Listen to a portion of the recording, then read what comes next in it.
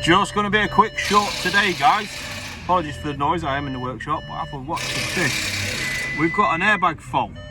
Now, to cut it down shortly, we've got a G179 to driver's side crash sensor. So that's inside the door, behind here.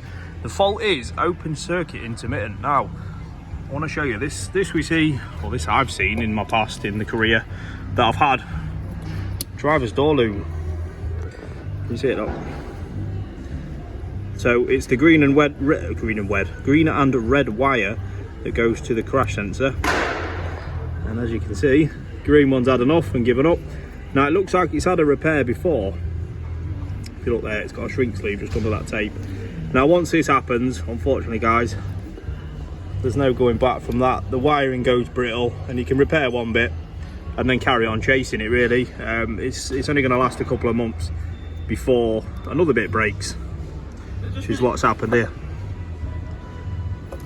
So because it's in the boot all the time, and this is opening and closing every time you use the driver's door, which is the most used door on the vehicle, as you're well aware, these are getting strained and bent, and this is what happens, guys. Thanks for coming along. Hope this has helped. You do see this across a wide range of VAG Group cars. Thanks very much. Catch you in a bit.